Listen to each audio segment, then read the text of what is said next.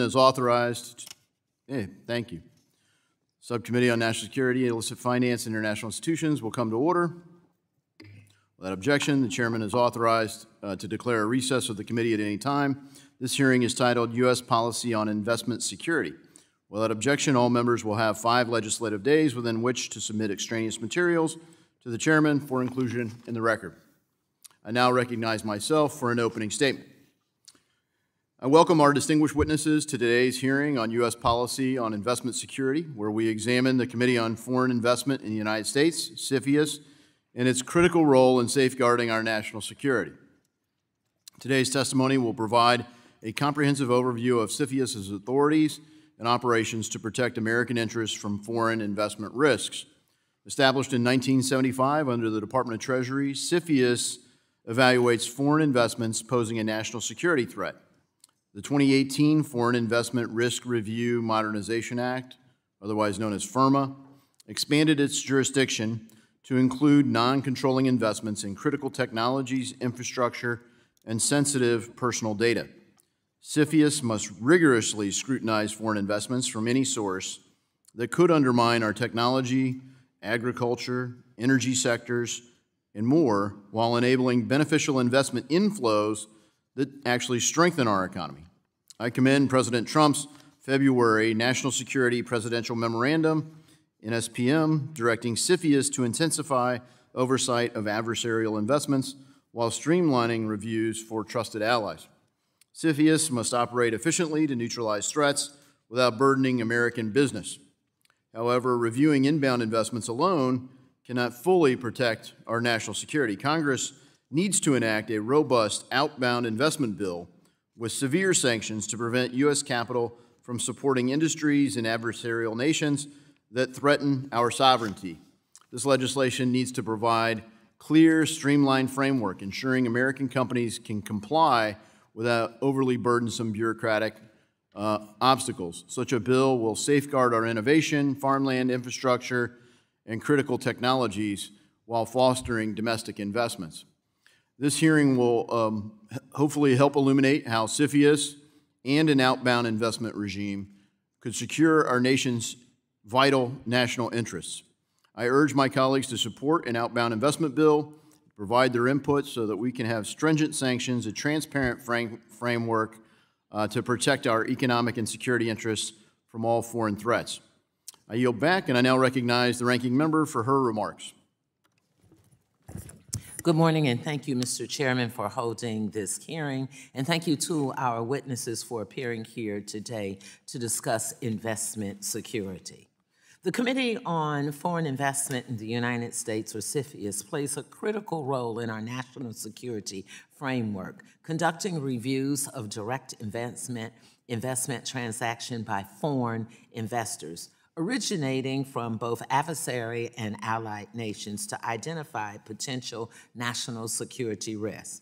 Although it's incredibly rare for CFIUS to recommend that the president block a transaction, only occurring 10 times to date, the committee's thorough vetting process is essential to ensure that foreign investment of all kinds in the United States do not endanger national security. Another critical area of focus is outbound investment, which I'm sure we'll talk about, flowing from the United States to foreign countries and companies of concern. The Biden administration took a significant first step 2 years ago by establishing the Outbound Investment Security Program at Treasury, which screens certain U.S. investments in China involving sensitive technologies and products that pose an acute national security risk. While we are waiting to see what changes the current administration plans to make to the program, several actions taken by President Trump have raised serious concern. A recent high-profile case, including TikTok and U.S. Steel, have demonstrated that the president is willing to disregard CFIUS recommendations and instead leverage foreign investment transactions in unrelated trade negotiations, creating uncertainty for the private sector and a dangerous potential for abuse. Further, President Trump seems to be engaging in his own corrupt business deal deals with foreign investors. For example, Trump's stablecoin is being used by Abu Dhabi investment firm to invest $2 billion into Binance, a crypto exchange that has pleaded guilty to money laundering and sanctions violations. Look, this type of transaction is exactly why CFIUS exists. And it's why we cannot afford to gut the very laws and resources that allows it to do its job. If my colleagues across the aisle are truly concerned about national security risks, they should be similarly outraged by the president's activities.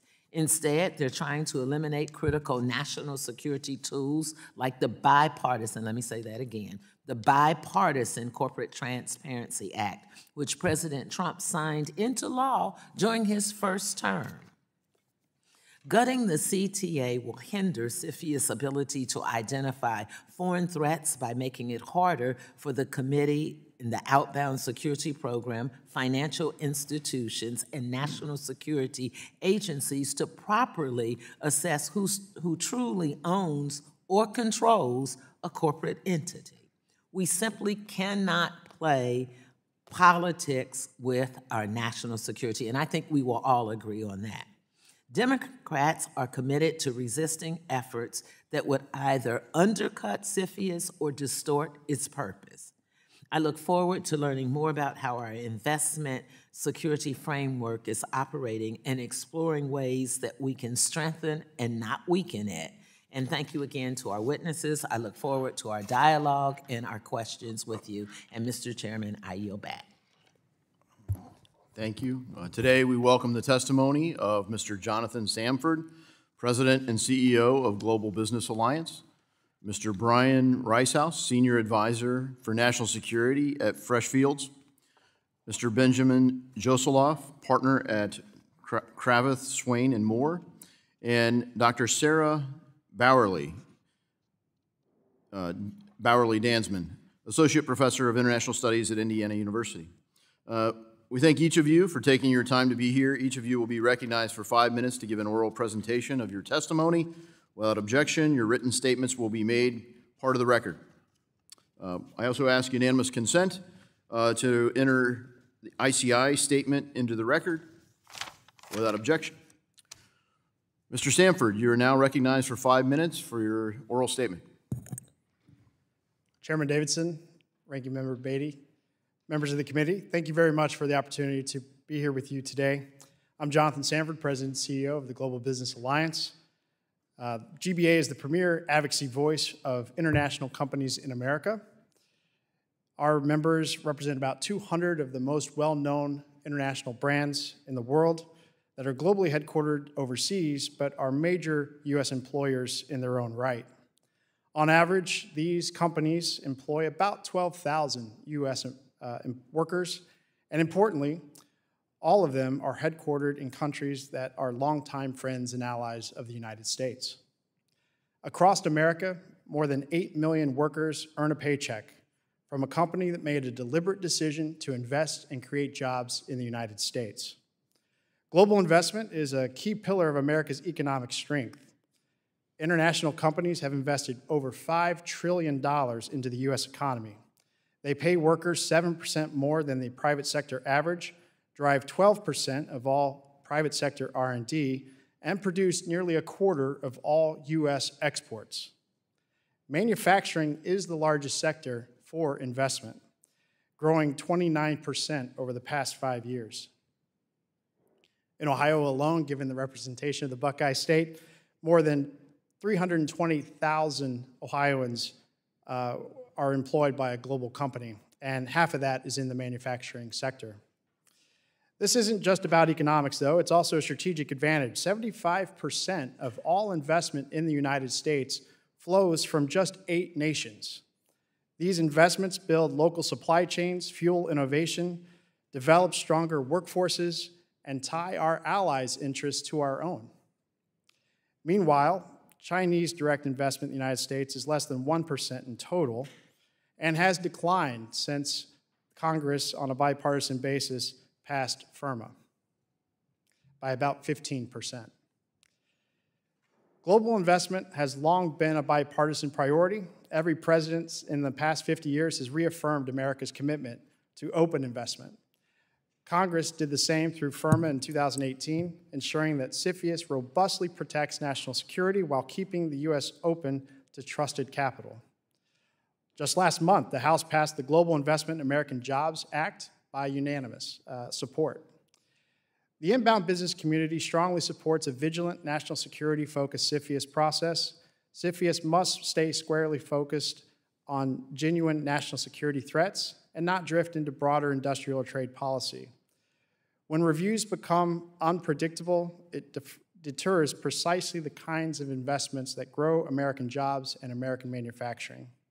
Updated public guidance, improved interagency coordination, and a fast-track pathway, such as the known investor portal, for trusted investors with proven compliance records would streamline the low-risk reviews, reduce administrative burdens, and allow CFIUS to prioritize high-risk reviews, enhancing both efficiency and investor confidence. CFIUS protects both our national security and our economic competitiveness. These are complementary results that have been forged through decades of thoughtful bipartisan leadership. In that vein, I want to thank Chairman Hill, Representatives Barr, Auchincloss, and Strickland for leading the Global Investment in American Jobs Caucus here in the House, and for this committee for advancing policies that strengthen America's workers and communities.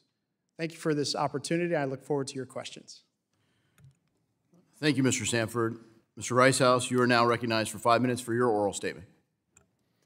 Mr. Chairman, Ranking Member Beatty, members of the subcommittee, thank you for offering me the opportunity to appear before you today. My name is Brian Reissaus. I'm a senior advisor at the law firm Freshfields in Washington, D.C.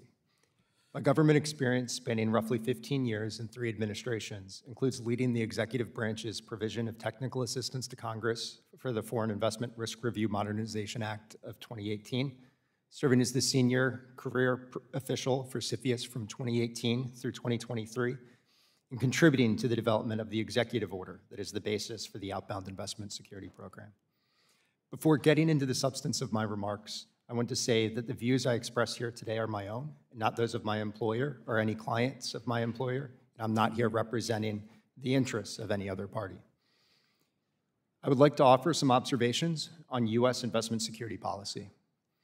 It is important to note that foreign investment overwhelmingly benefits the United States through creating jobs, funding innovation, and fostering economic growth. It also bolsters our national security. I witnessed this firsthand throughout my government service. At the Department of Defense, I oversaw foreign-owned defense contractors that supply cutting-edge technologies to our warfighters. And at CFIUS, I reviewed transactions involving friendly foreign investors that provided capital that was essential to funding U.S. innovation in emerging technologies. This has all been possible because of the long-standing bipartisan U.S. open investment policy. However, Congress recognized that some foreign investment can pose national security risks to the United States. CFIUS serves as a critical safeguard against these risks. CFIUS does this through its singular focus on reviewing transactions for cognizable national security risks that could reasonably result from the transaction, which under the law requires CFIUS to identify credible evidence of a threat of vulnerability and the consequence. Certain principles of the CFIUS process are essential to maintaining an open investment environment while allowing CFIUS to fully resolve national security risks. These include statutory timelines that provide predictability to transaction parties, evidence-based decisions that require credible evidence that a transaction poses a national security risk, the tool of last resort.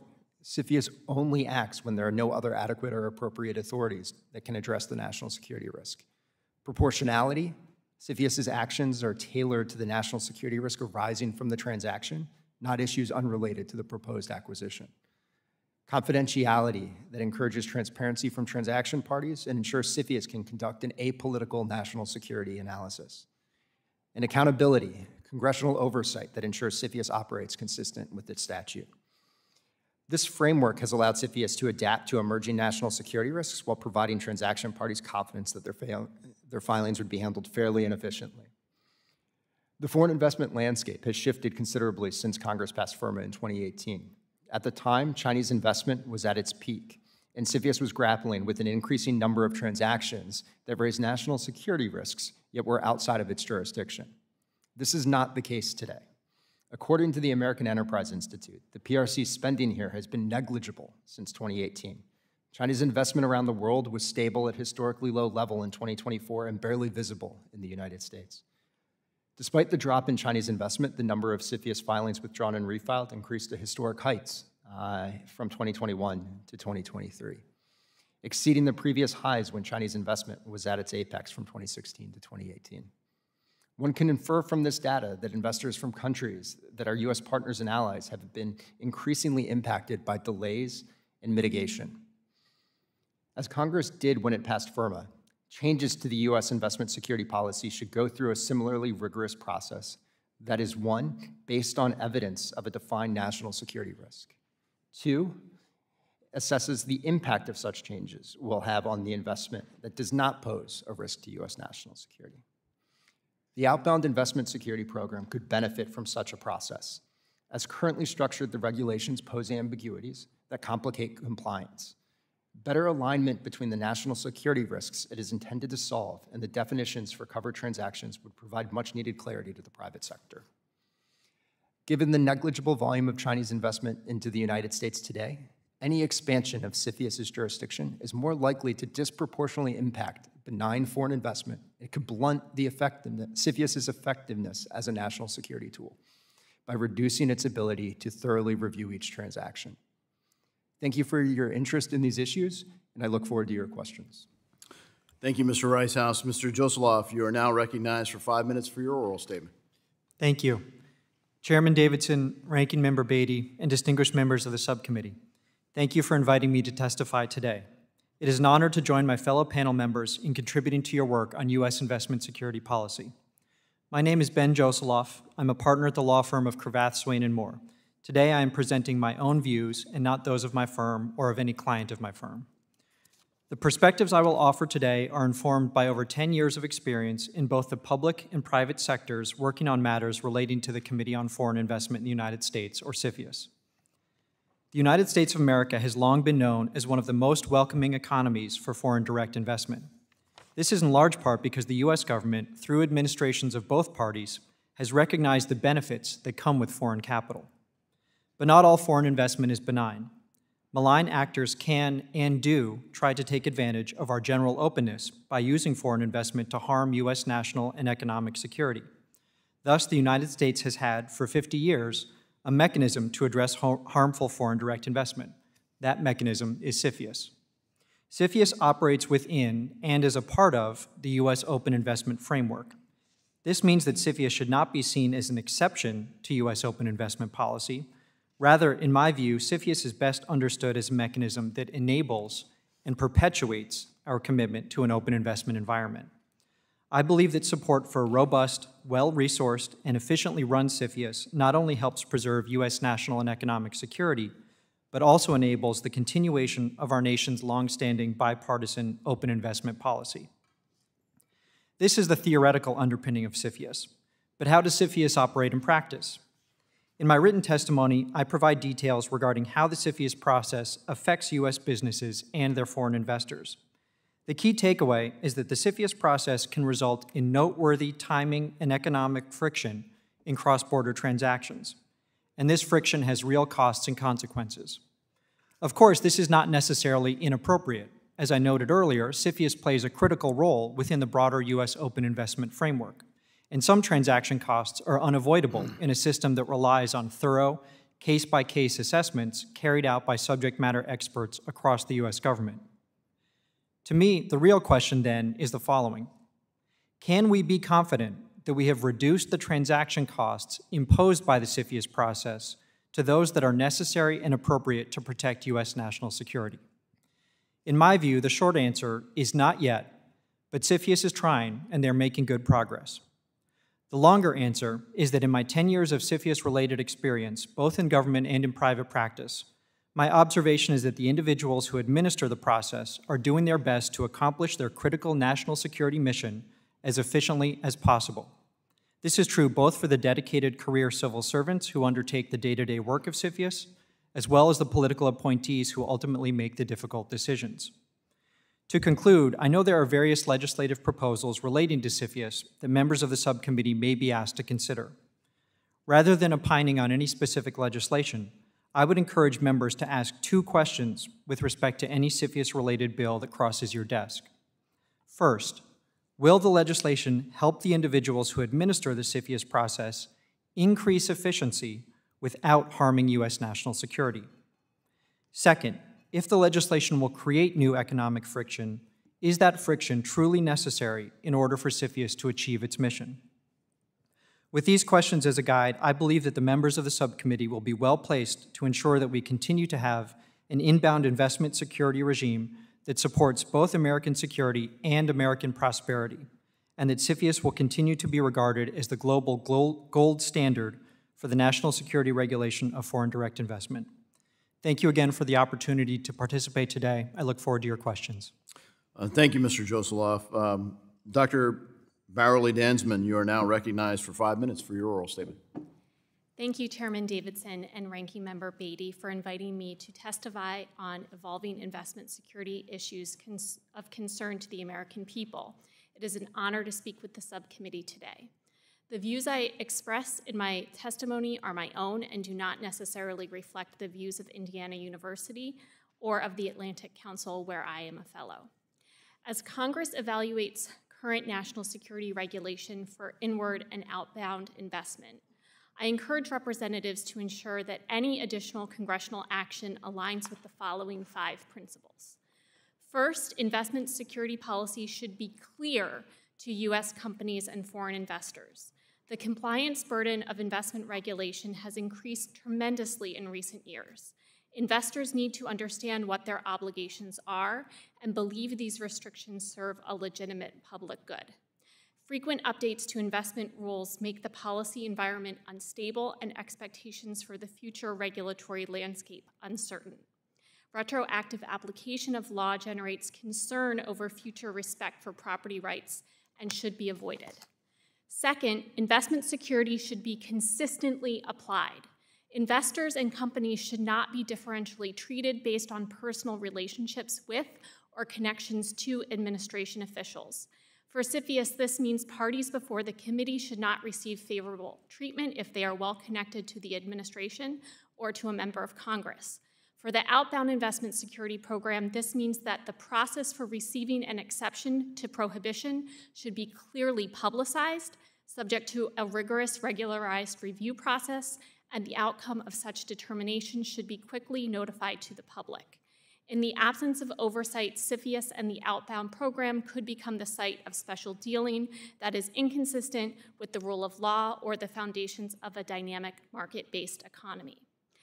Third, investment security tools should be contained to a narrow set of clear national security concerns. Overregulation would reduce investment in the United States, negatively affecting jobs and innovation capacity. Congress should resist the urge to further expand CFIUS authorities to address broad national interest concerns. It should also reaffirm that mitigation agreements should be proportional to identified risks and should only be used to address national security concerns rather than expansive economic competitiveness issues. Any outbound legislation should focus on national security risks associated with a narrow set of technologies for which the U.S. holds an innovation lead. The likely innovation costs of restricting outbound investment in other technologies is too high to entertain. Fourth, investment security policy should be collaborative. U.S. power benefits from centrality in global innovation, finance, trade, and diplomatic networks, and our strategies should function to further embed us in those networks rather than insulate us from them. Building multilateral support and coordination is necessary for effectively countering PRC efforts to gain access to Western-developed dual-use technologies to modernize their military capabilities. Technology, investment, and know-how are very hard to control unilaterally. Acting multilaterally also reduces the costs of monitoring and enforcement, which saves U.S. taxpayer money and frees additional resources for investments in American families, workers, and communities. Finally, investment security policy should be curious. Many of the investment security policies that the United States has implemented in recent years are addressing problems for which there remains a great deal of uncertainty about the size of the concern and the cost of potential solutions. Consequently, policies in this area are risky. We have less certainty over their effect and their unintended consequences. Therefore, ongoing assessment of policy effectiveness is vital. Investment security policy should be subjected to cost-benefit analysis at regular intervals to better understand the trade-offs to economic dynamism and technological innovation that investment restrictions induce. If measures of innovation drop, Congress should be prepared to work with industry to better understand why, and should be willing to reverse course if it becomes clear that a policy has failed or has unacceptable unintended consequences. Thank you, Mr. Chairman. I look forward to answering your questions. Thank you very much. We'll now turn to member questions. I now recognize myself for 5 minutes of questions.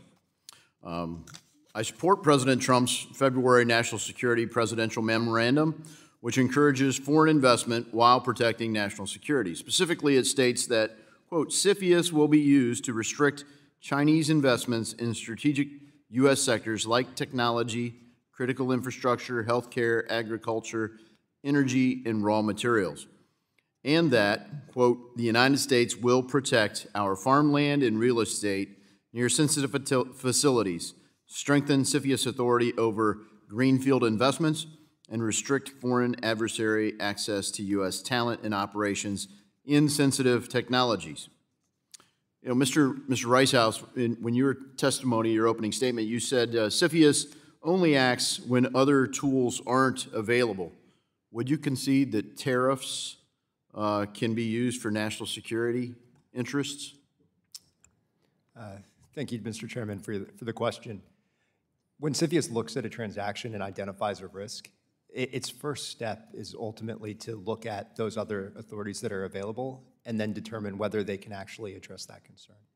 That could be something as simple as looking at export controls to determine whether that's sufficient to address the transfer of a particular piece of technology, but it could also be to look at other economic tools that may relate to the national security risk. One of those tools would be tariffs, right?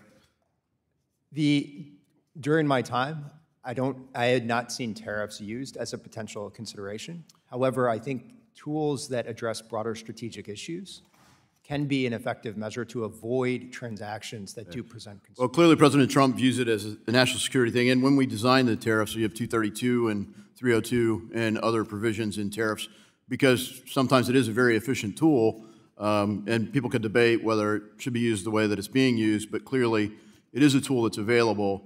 And I just think, as we're looking at CFIUS reviews, it's worth considering, hey, maybe a fast thing to do is get into a negotiation, use tariffs to get the attention and get the underlying issue addressed. As we're looking at CFIUS, Mr. Samford, when your organization emphasizes the importance of foreign investments into our economy, how have CFIUS's expanded reviews under FIRMA impacted multinational companies' investment decisions in the United States? Thank you for the question, Mr. Chairman. As you're well aware, since 2018, international investment has actually increased precipitously from friends and allies in the United States. As I mentioned in my opening, 8 countries constitute 75% of all investment in the United States. That's Japan, Canada, and European countries, all of them longtime friends and allies of the United States. The top investors in Ohio, for instance, reside from those countries as well. And so what we've seen through FIRMA is that Chinese investment in the United States has dropped about 15% since then. The reviews are less through the CFIUS process around Chinese investment, as was mentioned earlier. But I think that companies continue to value the United States economy, America's workforce, and the opportunities to build and create things here in the United States. Yeah, we've certainly seen a brisk pace this year. Hopefully we keep building on it, and we do it efficiently so that we can get it done. And I think, the tailoring that you have all referenced has got the attention, I think, in a bipartisan way. Mr. Reissaus, on the outbound investment security program, I strongly agree with you on how important clear definitions of covered transactions are in order to implement the program. Could you elaborate on how specific or narrow these definitions need to be for proper enforcement?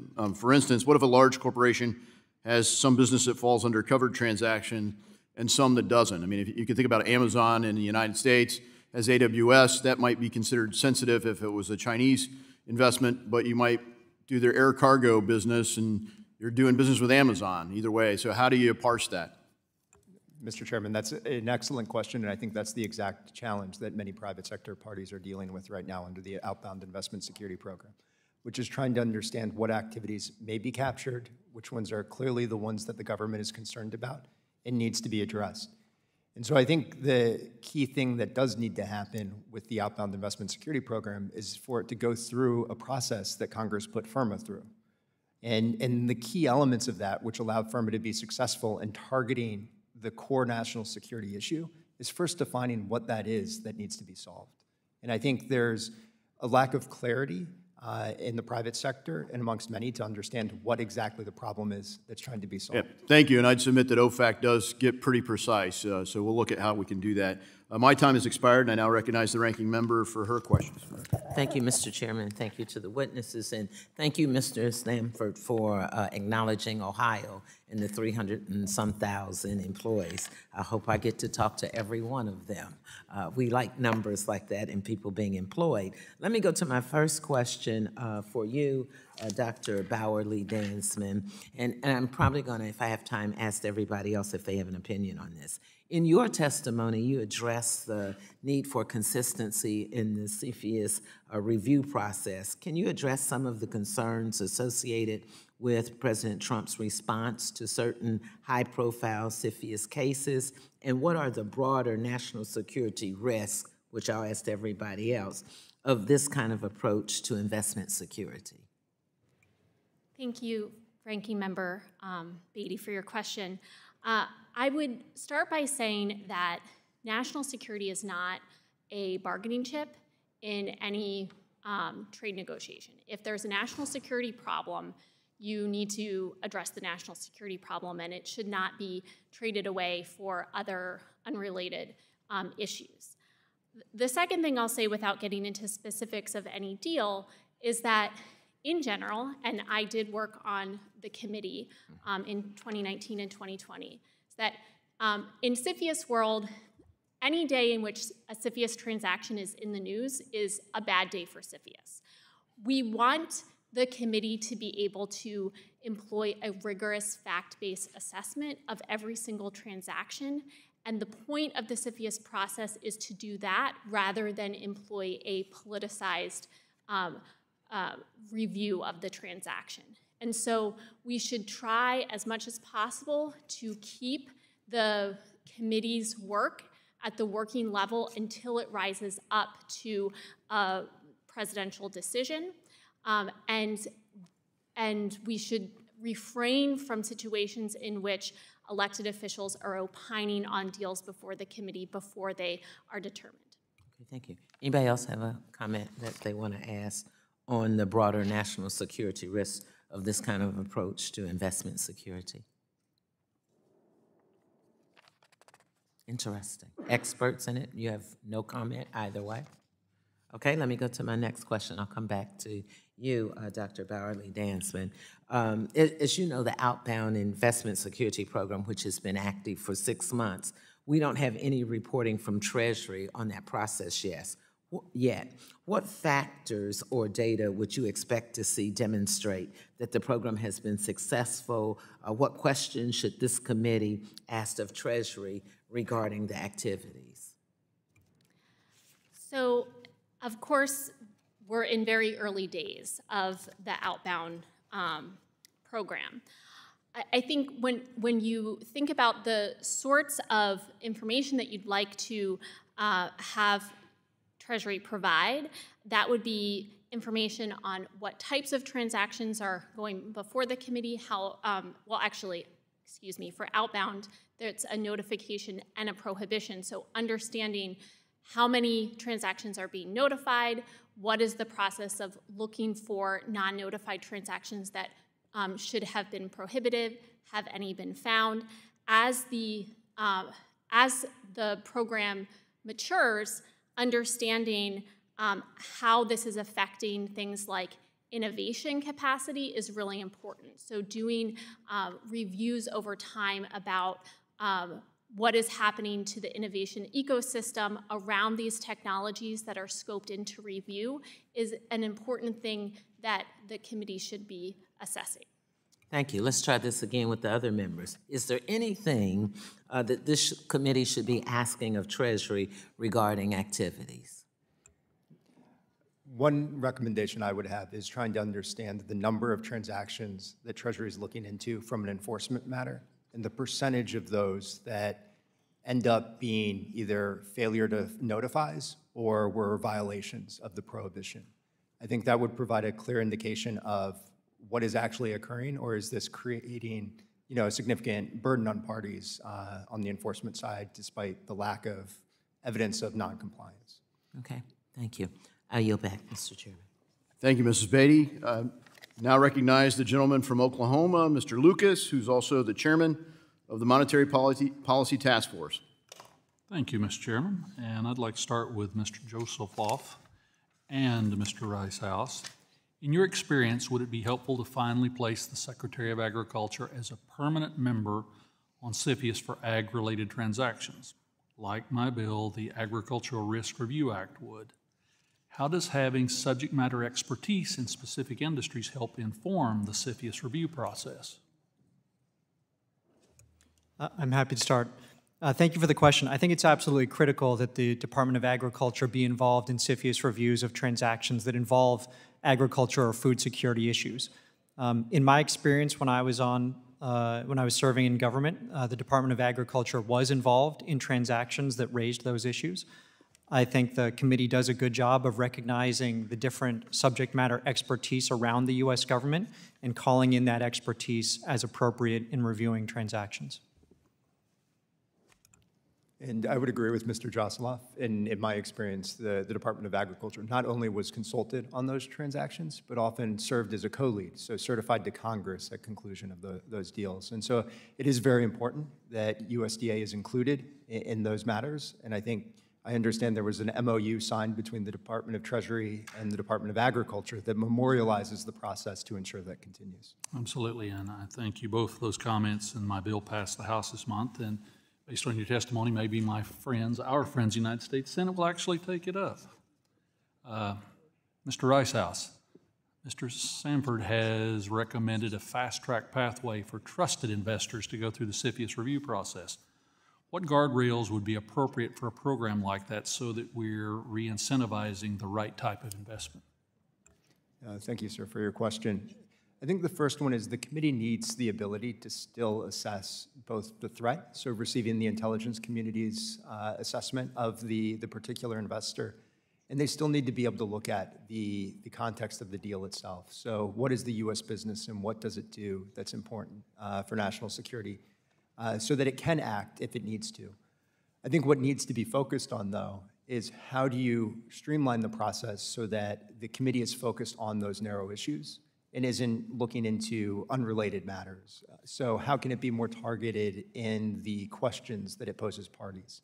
How can it streamline the submissions of information so that that can happen more quickly? And how can it improve its decision-making so that those timelines are much shorter to then facilitate that benign investment? Absolutely. Mr. Samford, in your view, are national security and an open investment climate inherently at odds, or can we encourage foreign direct investment without compromising our security interest? And why is it important that we have policies that support both of those values? Absolutely, Congressman. Thank you for your leadership in this space. I think they are complementary objectives, and I think CFIUS is a good example over its transformation since its inception in the 70s to today. Congress has met the challenge through the framework of CFIUS as threats have emerged and changed. And I think your leadership in this space is reflective of that with your legislation. I think that it is important to remember that the vast majority of investment into the United States comes from longtime friends and allies. and it's into sectors and businesses that are wholly unrelated to national security. These are great paying jobs, many of them in the manufacturing sector. About 40% of all FDI jobs are in U.S. manufacturing. And so having the ability to provide good quality jobs, high paying jobs that don't require a mountain of debt and college debt is a benefit. One of the things that international companies bring to the U.S. is not just the capital they need to operate here, but they also bring world-class know-how. And so importing that best practice is not only beneficial to the companies, but also the communities where they operate. Thank you, and thank you to the panel. And I yield back, Mr. Chairman. Thank you, Mr. Lucas. The gentleman from California, Mr. Liccardo, is now recognized for 5 minutes. Thank you, Mr. Chair. I represent a significant portion of Silicon Valley, and we've got an awful lot of folks who are very frustrated with the CFIUS process and would like to see many reforms aligned with what has been discussed here. So I appreciate the testimony of everyone here. And particularly as we think about consistency and some of the challenges Mr. Joseloff referred to with regard to defining jurisdiction. I understand something that consumes an awful lot of time and legal analysis, and that creates a lot of sand and gears. And I guess the question I have is really, are there specific proposals out there, either that have already been introduced or language that you see organizations working on, like the Land Council or others, that could help us better define jurisdiction so at least parties can get to the question more quickly of whether this is governed by CFIUS or not? Thank you very much for the question.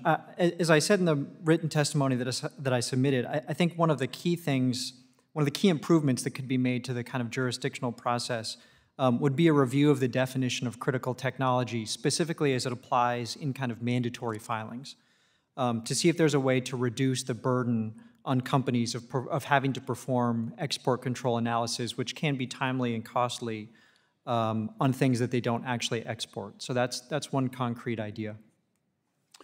Thank you. And do any of the other witnesses have any specific suggestions? Not necessarily from a legislative standpoint, but I think from my experience, especially in the government, I did recognize that there were challenges in the VC space because the need for companies to receive capital quickly. And so I think focusing on, whether it's even from congressional oversight, to ensure that the committee is processing transactions quickly so that essentially benign capital through VC investment can occur within the timelines that are often very short for those types of transactions is a way to kind of help ensure that the committee is not unnecessarily impeding, I think, that important investment. Thank you. I'm sorry, Doctor? I'll just add as well that outreach is very important here. So the Treasury already does outreach to the venture community, but I think continued outreach and really emphasizing, educating venture on their obligations is an important part of the puzzle here. Thank you. Dr. Danzman, since you just spoke, I'm curious to follow up on the concerns about consistency. Are there specific examples under this administration where you're seeing considerations outside of national security playing into a negotiation? Well, I am not privy to the inside negotiations on CFIUS, but and I hesitate to opine too directly on specific transactions, but I do think that there is a sense that in some transactions there has been a desire to also put in place obligations that have more to do with economic competitiveness as opposed to national security specifically, and the use of mitigation agreements that have a lot of various components to it that seem quite far away from national security, especially if a transaction is not related to an entity that is directly integrated into the defense industrial supply chain. And so I would be worried and cautious about those kinds of mitigation terms. And Doctor, I know a colleague of yours at Atlantic Council wrote a piece back in February specifically expressing concern about limitations on cross-border investments imposed by the NSPM and this administration. Are there other elements that you would point to, other concerns, in addition to the ones you just raised? With respect to inbound or outbound, I'm sorry? In this case, it was, well, I guess it was cross-border, so that would be either. Yeah, so I think that there are two things. First is that we should be really cautious about putting too many restrictions on outbound investment in technologies for which the U.S. is not at the cutting edge, because by investing abroad, that is a way for us to bring back technology to the United States that, that is important and that we could use. Thank you, Doctor. Thank you, Mr. Locaro. The gentleman from Kentucky, Chairman of the Subcommittee on Financial Institutions, Mr. Barr, is now recognized for 5 minutes. I want to start by picking up right where Mr. Liccardo left off and where Ranking Member Beatty, where she was in her line of questioning about the importance of keeping the CFIUS process and a prospective outbound regime depoliticized. And that's precisely why I was so concerned about the prior administration's politicization of the Nippon Steel deal.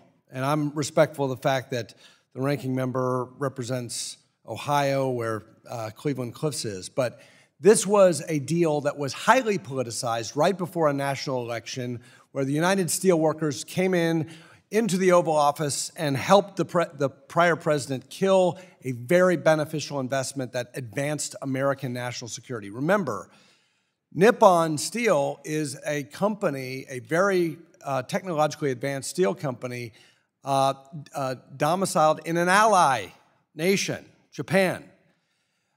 This was an investment that was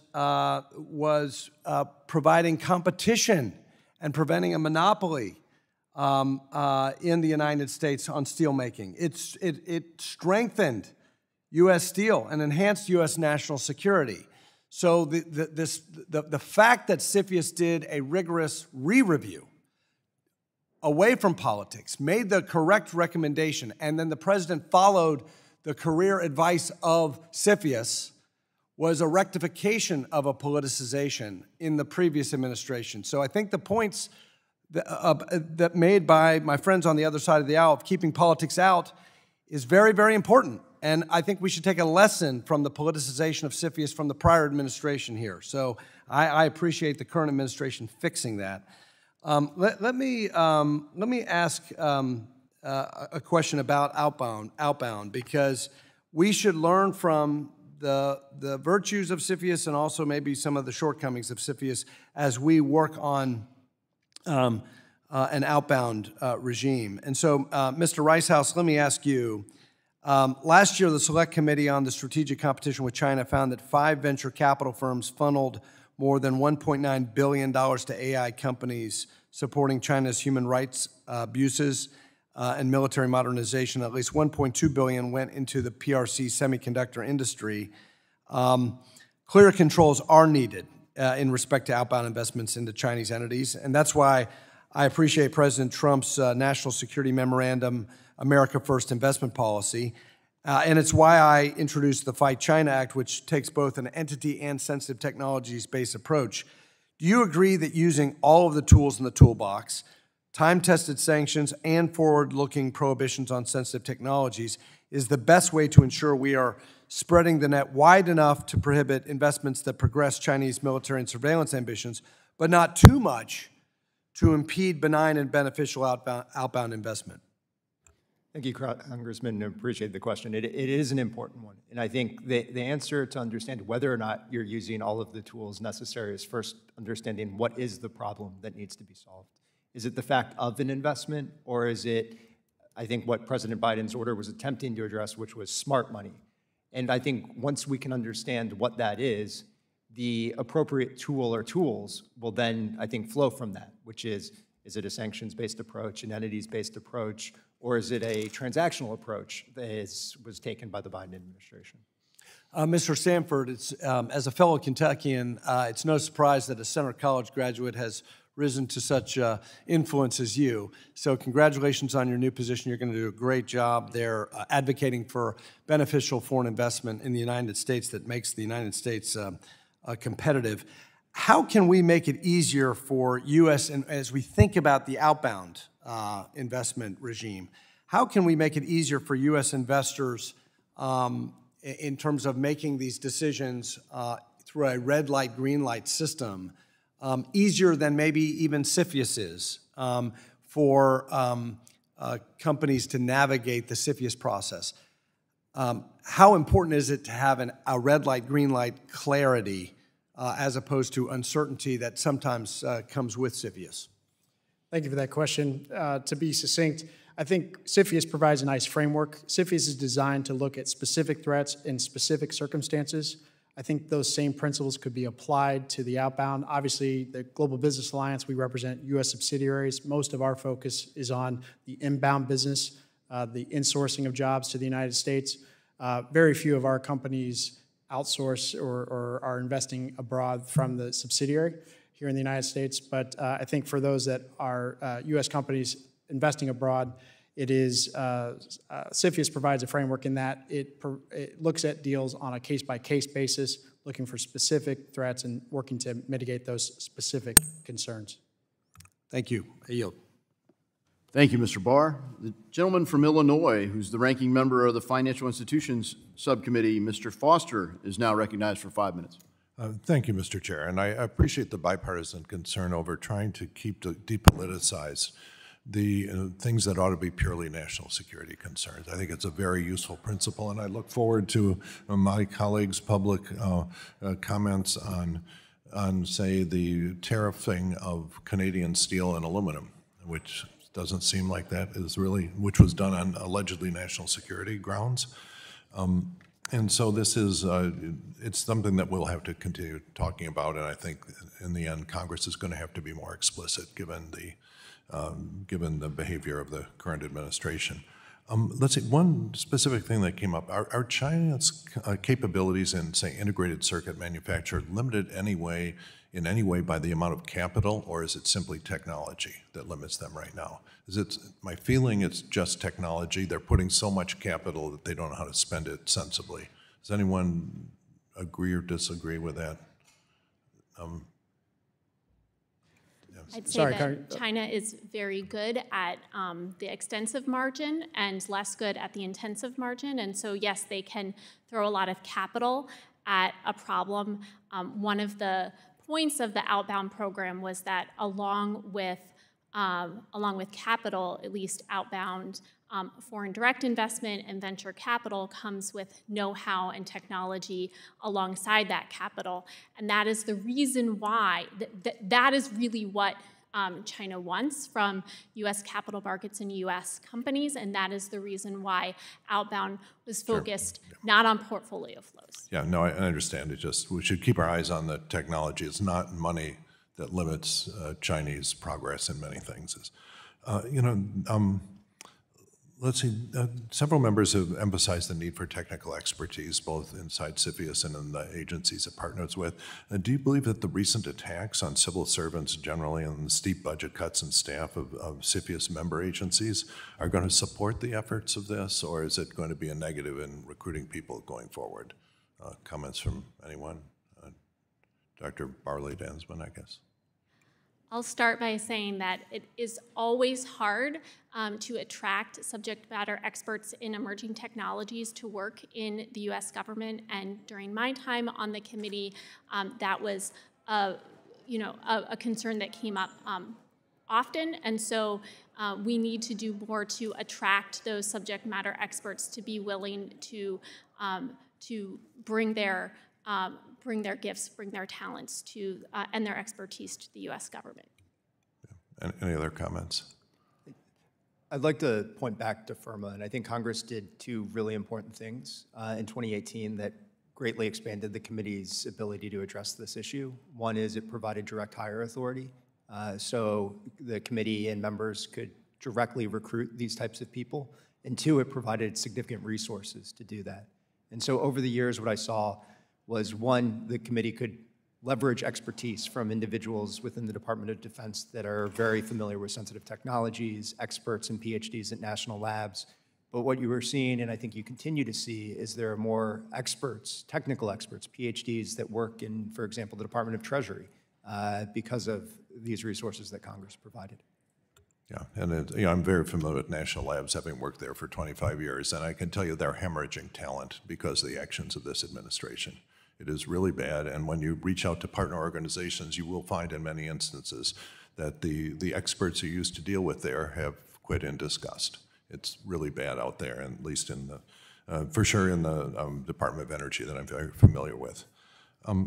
Now, Dr. Bauerle, Danzman, the U.S. has long been an attractive location for foreign investment. I believe this is in large part due to our stable economy and financial markets, talented workforce, and commitment to promoting fair and orderly business dealing.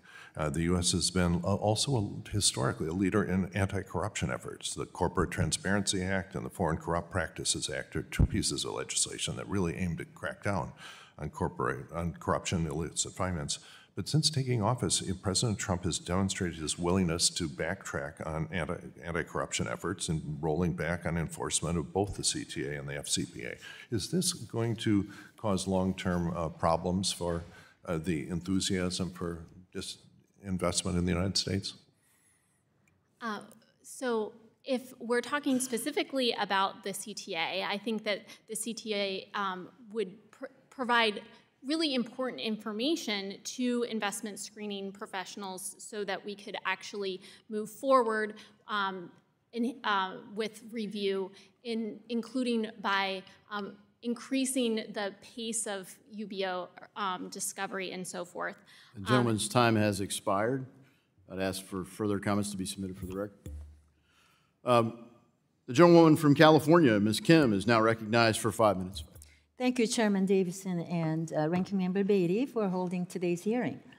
Thank you, witnesses, for joining us. Foreign direct investment has been a key part of making America one of the greatest countries in the world, and it has ensured the Americans remain employed, and FDI, related employments in the United States is really highest in the state of California, with 15% related to that.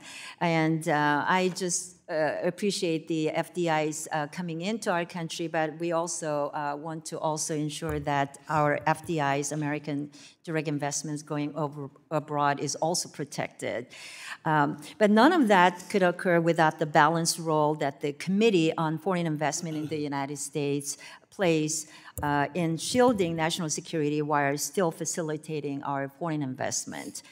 So first question to you, Mr. Joseloff.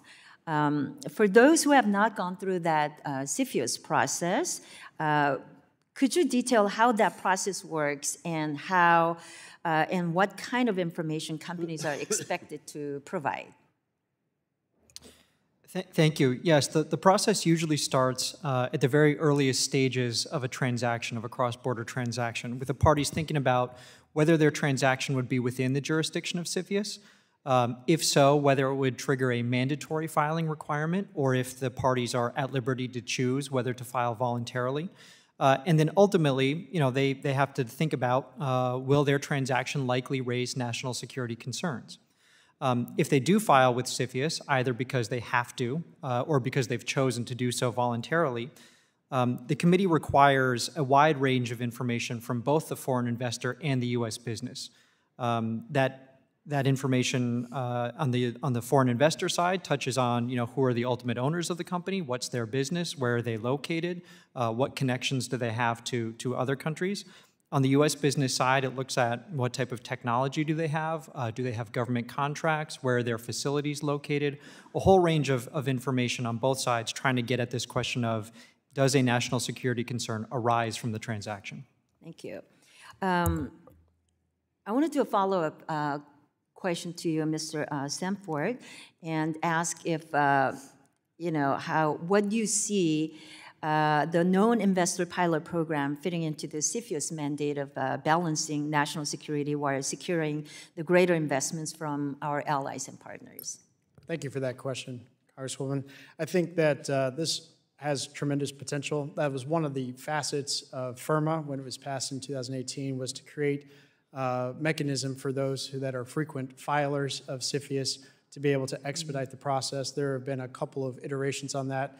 This proposal, I think, is still being worked through in terms of what it will look like, but I think anything we can do to ensure that resources are used efficiently, that is to say that CFIUS is focused on the highest risk transactions and where you have well-established, well-known investors, frequent investors, that those can be handled efficiently. Improvements like that known investment program are what we need to continue to see CFIUS to ensure the strong foreign investments and national security. But I fear that under the previous administration, we saw the mission of CFIUS thrown into the side, and instead the committee was close to becoming a political tool. So how does U.S. become less competitive for foreign investments? The CFIUS, when CFIUS become a political tool? Well, there's no doubt that the world watches what happens with CFIUS reviews, and I think you're referencing the Nippon Steel, U.S. Steel acquisition. That was a situation where you had a well-known investor, company that's operating in the United States, from our largest country investing in, Japan, a country with whom we have a mutual defense treaty. And so I think that deal was largely handled outside of the CFIUS process, where you had the previous administration weighing in prior to a formal review taking place. Thank you. I do want to make, last comment and highlight the outbound investment security program. When President Xi Jinping first rose to power in China, he stated that the CCP's foundation within the private sector was weak. And he outlined an economic philosophy where private sector existed to carry out the party's work and enhance the party's philosophy. So I just wanted to, point that out, because in 2017, nearly 3/4 of private enterprises had an established CCP cell, and by 2021, the CCP achieved complete coverage of all 500 of the nation's largest firms. So as we consider investment security, it is important that we not just look at the investment dollars that are coming into America, but also the dollars going out to China. So, Gentlelady's time is. I just wanted to make that point, and thank you so much for allowing me to go over time, and I yield back. The gentleman from Texas and also the chairman of the Small Business Committee, Mr. Williams, is now recognized for 5 minutes. Thank you, Mr. Chairman, and thank all of you for being here today. And as the global economy becomes more competitive, especially in advanced technologies like AI and semiconductors, American investors are trying to position a capital where it matters most. Under the Biden administration's outbound investment rule, U.S. firms are now required to self-determine if a transaction might raise national security concerns without a clear guidance or a published list of restricted entities. This creates legal uncertainty, compliance risk, and could drive up the cost of doing business abroad. Meanwhile, state-backed competitors from China and the Middle East face none of those constraints and are aggressively expanding. So, Mr. Reissaus, if a Texas-based investor wants to put capital into a tech firm overseas to stay globally competitive, how do these new outbound rules impact that decision? And are we at risk of forcing American investors to sit on the sidelines while others move in? Congressman, thank you for your question. And I think the challenge with the outbound investment security program, as it's currently been constructed, is it didn't fully account for those types of cost considerations when the rules went into place. And so I think it's really important that a policy process, and one that Congress could lead, could consider these types of issues to ensure that the costs of implementing this type of regime doesn't, make our businesses, our U.S. investors, less competitive in the long run. Okay, thank you. When U.S. investors participate in overseas ventures, such as emerging technologies, they often bring more than capital. They bring standards, accountability, and transparency to markets that we otherwise fall under the influence of authoritarian regimes. Again, we see that under the Biden administration's outbound investment framework, we may unintentionally undermine this leverage. So we've already seen U.S. firms spin off or walk away from foreign investments that once helped shape tech ecosystems. And in that vacuum, others like Saudi Arabia and China are stepping in and aligning themselves markets with their own values and strategic objectives. So again, Mr. Reissaus, With the outbound rules tightening, are we giving up our ability to influence the standards, culture, and direction of foreign tech firms and letting regimes like China and Saudi Arabia take that seat at the table? I think that is another key cost, which is the ability for the U.S. to project its values into businesses when that is restricted. I think another piece of that is also our ability to learn things from those investments. I think a lot of investors are able to bring expertise back or get access to technology, and that's equally potentially lost depending on how broad the regime is. Okay. One more question. Does Texas plays a massive role in U.S. energy security, as we know, and from refining capacity and export terminals to pipeline systems and electric grid infrastructure. Those sites are critical not just for the state, but for the entire country's energy independence. With foreign-backed firms seeking to acquire assets or real estate near these facilities, the threat is real. I have it in my district. I see it. As our adversaries become more sophisticated in exploiting economic access points, we need to ensure our investment screening tools are capable of identifying and acting on those risks early, largely when the infrastructure in question supports national defense and economic resilience. So, Mr. Reissaus, again, how is CFIUS adapting to the growing risk of foreign actors seeking strategic footholds in our energy sector? Thank you, Congressman, for your question. I think first, in my experience, energy security has been a critical area of concern that the committee has focused on. And in fact, the Department of Energy leads a significant number of transactions to look at that specific issue. So trying to assess whether in any particular deal the transaction may pose a risk, whether to energy production, resource extraction, or even present vulnerabilities to critical energy infrastructure, whether it's supply of power or distribution of power. And so, DOE, when it looks at this, it's obviously looking for problematic investors, but are trying to assess whether the transaction could result in vulnerabilities being inserted into those types of assets and protecting against that.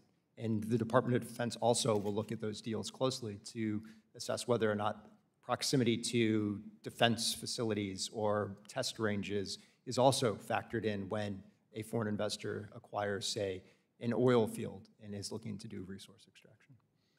Okay, thank you for that. And with that, I yield my remaining time back.